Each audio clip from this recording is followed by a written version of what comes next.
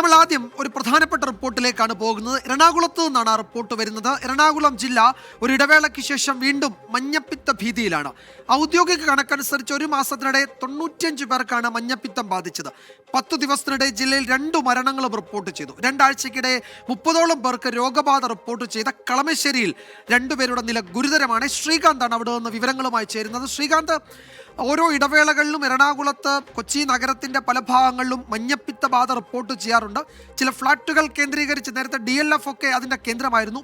ഇപ്പോൾ കളമശ്ശേരിയിലാണ് പുതിയ രോഗബാധ റിപ്പോർട്ട് ചെയ്യുന്നത്. അവിടെ കുറച്ച് സങ്കീർണമാണ് കാര്യങ്ങൾ എന്നാണ് ഈ മണിക്കൂറുകളിൽ വരുന്ന വിവരം.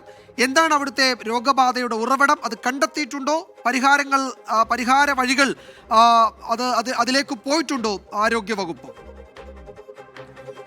വിജയകുമാർ, പൊതുജനത്തെ നേരിട്ട് ബാധിക്കുന്ന, അവരുടെ ആരോഗ്യത്തെ നശിപ്പിക്കുന്ന ഏറ്റവും പ്രധാനപ്പെട്ട ഒരു സംഭവമാണ് ഇത്. കുറച്ച് നാളുകളായി ഈ മഞ്ഞപ്പിത്ത ബാധ എറണാകുളം ജില്ലയിൽ ആകമാനം വ്യാപകമായിട്ടുണ്ട്. നേരത്തെ പെരുമ്പാവൂരിൽ ഏതാണ്ട് 4-5 പേർ മരിക്കാനിടയായ സാഹചര്യം പോലും ഈ മഞ്ഞപ്പിത്ത ബാധ മൂലമുണ്ടായി. ഒരു പഞ്ചായത്തിൽ മുഴുവൻ വേണമെങ്കിൽ അങ്ങനെ തന്നെ പറയാം, അത്രയധികം പേർക്ക് രോഗബാധ ഉണ്ടാവുകയും ചെയ്തു. നിലവിൽ നമുക്ക് കിട്ടുന്ന വിവരമനുസരിച്ച് ഏതാണ്ട് 95 പേർക്ക് ഈ ഒരു മാസത്തിനിടെ രോഗബാധ റിപ്പോർട്ട് ചെയ്യപ്പെട്ടിട്ടുണ്ട് എന്നുള്ളതാണ് കണക്കുകൾ. പെരുമ്പാവൂരിലും തൃപ്പൂണിത്തറയിലുമായി 10 ദിവസത്തിനിടെ 2 പേർ മഞ്ഞപ്പിത്തം ബാധിച്ച് മരിച്ചിട്ടുണ്ട്. കളമശ്ശേരി HMT കോളനി, കുറുപ്ര, മറ്റക്കാട്, പെരിങ്ങഴ പ്രദേശങ്ങളിലാണ് രോഗവ്യാപനം കൂടുതലെന്നാണ് ഇപ്പോൾ ആരോഗ്യ വിഭാഗം കണ്ടെത്തിയിട്ടുള്ളത്. രോഗബാധിതരായവരിൽ 18 പേരാണ് ഒരാഴ്ചക്കിടെ വിവിധ ആശുപത്രികളിൽ ചികിത്സ തേടിയത്. ഔദ്യോഗിക കണക്കിൽ പെടാത്തവരുടെ എണ്ണം ഇനിയും കൂടും എന്നുള്ളതും ഇപ്പോൾ പുറത്തു വരുന്ന വിവരമുണ്ട്. 2 പേരുടെ നില ഇപ്പോൾ ഗുരുതരമാണ്. HMT കോളനി വാസികളായ നാസർ, റഫീഖ് എന്നിവരാണ് ഗുരുതരാവസ്ഥയിൽ കൊച്ചിയിലെ തന്നെ ഒരു സ്വകാര്യ ആശുപത്രിയിൽ തുടരുന്നത്. പ്രതിരോധ പ്രവർത്തനങ്ങൾ ഊർജിതമാക്കിയിട്ടുണ്ട് ആരോഗ്യ വിഭാഗം. മന്ത്രി P രാജീവ് നേരിട്ട് DMOയോട് റിപ്പോർട്ട് തേടിയിരുന്നു. അപ്പോഴും വിജയകുമാർ, ഒരു പ്രശ്നമുള്ളത് ഇതിൻ്റെ ഉറവിടം കണ്ടെത്താനായിട്ടില്ല.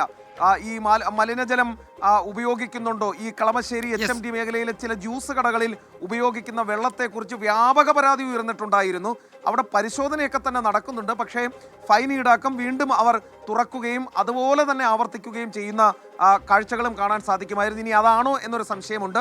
ഉറവിടം കൃത്യമായി ഇനിയും കണ്ടെത്താൻ സാധിച്ചിട്ടില്ല. അതിനുവേണ്ടിയുള്ള തീവ്ര ശ്രമം തുടരുന്നുണ്ട്. മന്ത്രി തന്നെ നേരിട്ട് ഈ വിഷയത്തിൽ ഇടപെട്ടിട്ടുണ്ട്. DMOയോട് റിപ്പോർട്ട് ആവശ്യപ്പെട്ടിട്ടുണ്ട്.